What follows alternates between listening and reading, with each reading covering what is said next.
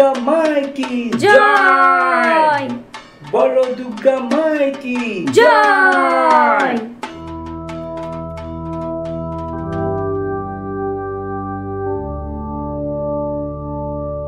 কি রে রতন, তুই নতুন জামা প্যান্ট কিনিসনি? এই দেখ আমার নতুন জামা কাপড়, কি সুন্দর বল। তোর তো মনে হয় এবছর নতুন জামা কাপড় হবে না। কেন হবে না? আমারও নতুন জামা প্যান্ট হবে। আমি আজকেই নতুন জামা প্যান্ট কিনবো। জামা প্যান্ট কিনবি না ছাই, কি করে কিনবি? তোদের তো টাকাই নেই। তোর মা লোকের বাড়ি কাজ করে কয় টাকাই বা পায়।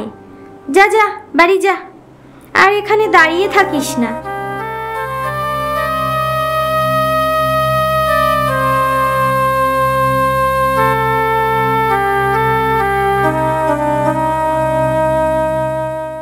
গ্রামের মেয়েটির কথা শুনে রতন মনে মনে খুবই কষ্ট পায়। রতন অত্যন্ত দরিদ্র পরিবারের সন্তান। ছোটবেলাতেই সে তার বাবাকে হারিয়েছে। তার বাবার অবর্তমানে সংসারের হাল ধরেছে তার মা। লোকের বাড়িতে ঝিয়ের কাজ করে তার মা তাদের দুজনের পেট চালায়।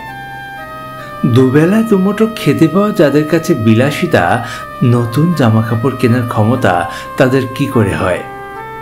কিন্তু তা সত্ত্বেও তার মন তো মানে না। বাঙালির শ্রেষ্ঠ উৎসব দুর্গাপুজো। এই সময় সবাই নতুন জামা কাপড় নেয়, কিন্তু রতন নতুন জামা কাপড় কিনতে পারছে না। মেয়েটার কথা শুনে মনের দুঃখে সে দৌড়ে যায় তার মায়ের কাছে।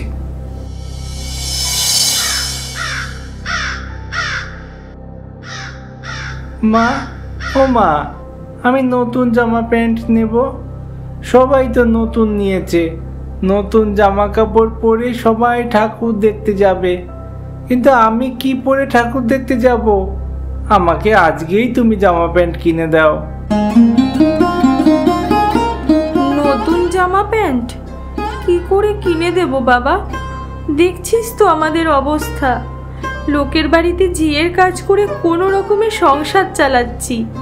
নতুন জামা কাপড় আমাদের কাছে বিলাসিতা বাবা, খেয়ে পরে বেঁচে থাকতে পারলেই হয়।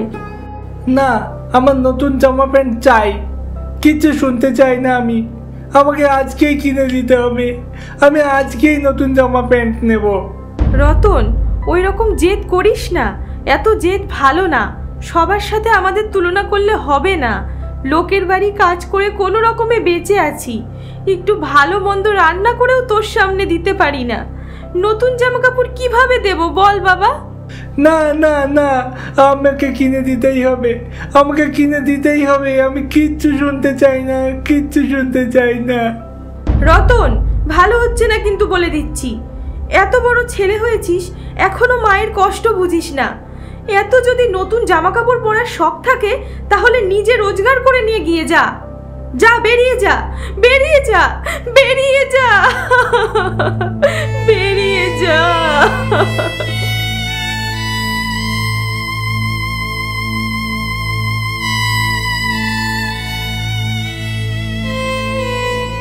রতন এবার দৌড়ে তার বাড়ির থেকে বেরিয়ে যায়। মনের দুঃখে নদীর পাড়ে যেয়ে চুপ করে বসে থাকে আর কাঁদতে থাকে।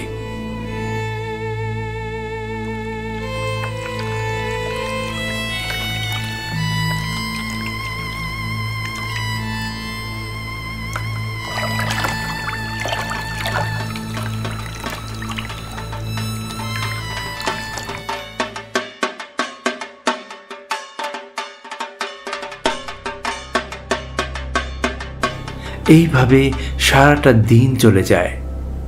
নদীর পাড়েই বসে কাটায় সে। বিকেলবেলা হঠাৎ তার কিছু মাথায় আসে। সে ওখান থেকে উঠে যায়।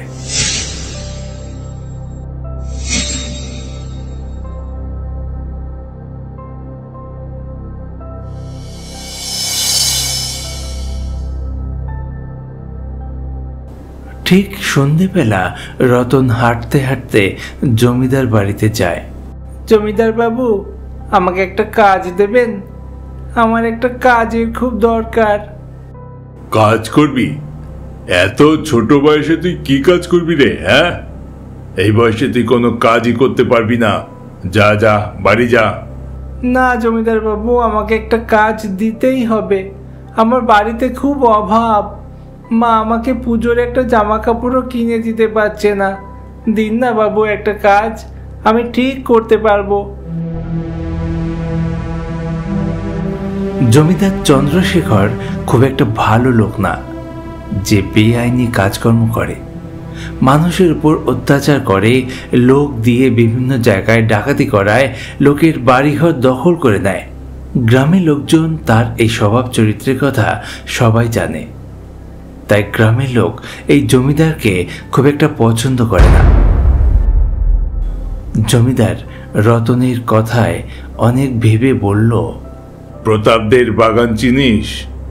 আগে হ্যাঁ বাবু, আমি চিনি। রাতের অন্ধকারে সেখানে যেতে পারবি? হ্যাঁ হ্যাঁ, পারবো পারবো। অন্ধকারে আমি কত বাগানে যাই। ঠিক আছে, ওখানে একটা কুয়ো আছে। সেই কুয়োর ঠিক সামনে মাটির নিচে একটা বাক্স লুকিয়ে রাখা আছে। ওই বাক্সটা যদি তুই এনে দিতে পারিস তাহলে তোকে অনেক টাকা দেব। যা, এক্ষুনি চলে যা। ঠিক আছে বাবু, আমি এক্ষুনি এনে দিচ্ছি আপনাকে।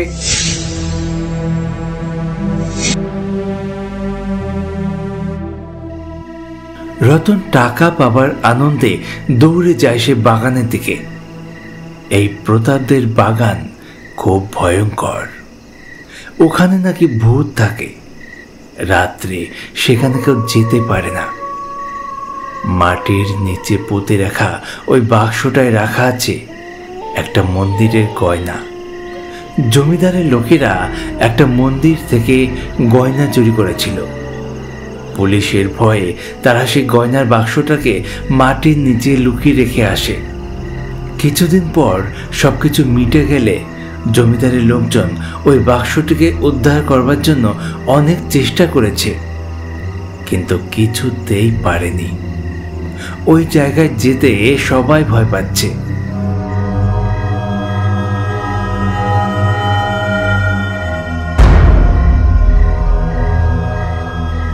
রতন সেই কুয়োর খোঁজ পায়, যেই কুয়োর কথা জমিদার তাকে বলেছে। কুয়ো দেখতে পেয়েই সে আনন্দ পায় আর কোদাল দিয়ে মাটি খুঁড়তে শুরু করে দেয়।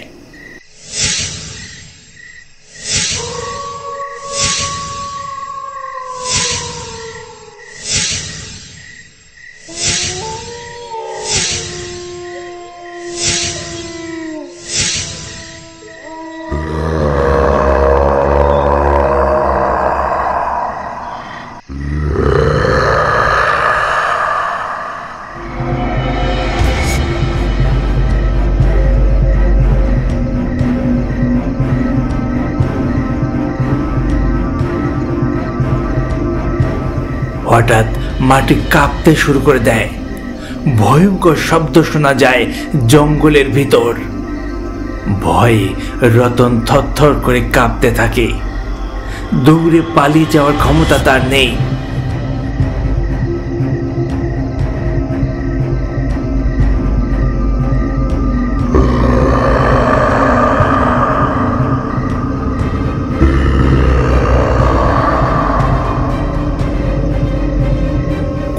ভিতর থেকে বেরিয়ে আসছে এক দৈত্য, ব্রহ্মদৈত্য।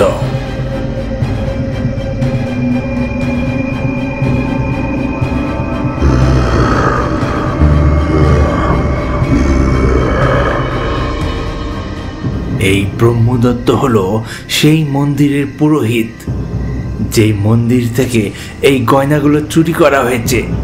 গয়না চুরি করার সময় শয়তানরা ওই পুরোহিতকে মেরে ফেলে। তারপর থেকে সেই পুরোহিত ব্রহ্মদৈত্য হয়ে এই গয়নার বাক্সকে রক্ষা করে যাচ্ছে।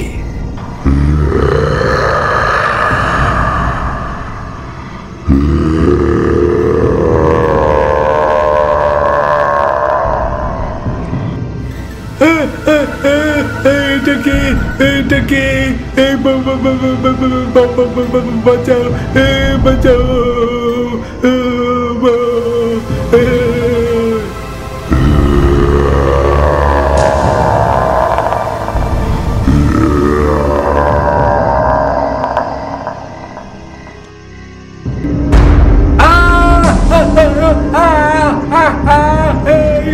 হচ্ছে কি হচ্ছে?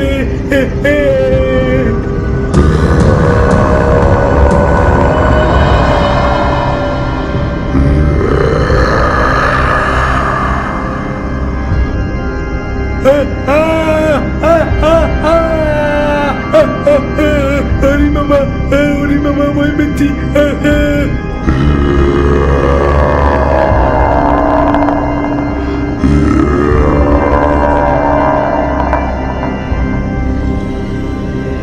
বাঁচাও মা, মা, মা বাঁচাও মা, মা।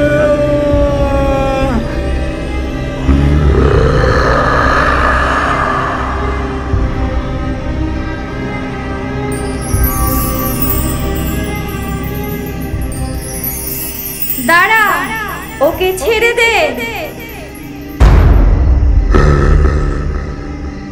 ওকে ছেড়ে দে।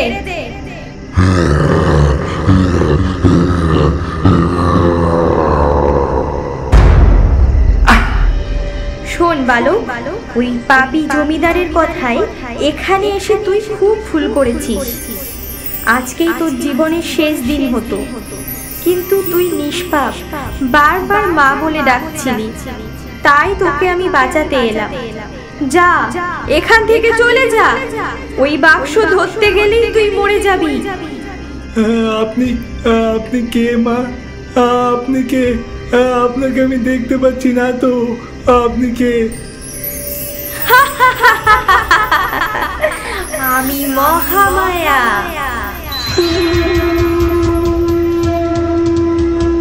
দুর্গা মা, মা দুর্গা, মা দুর্গা, মা দুর্গা।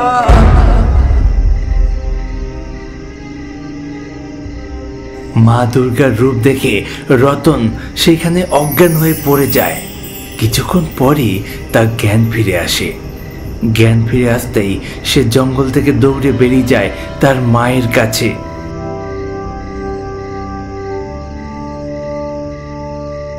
বাড়িতে যে দেখতে পায় তার ঘরের সামনে পড়ে আছে অনেক টাকা, নতুন জামা কাপড়। বাড়ির সামনে এতগুলো টাকা এবং জামা কাপড় কেই বা রাখবে?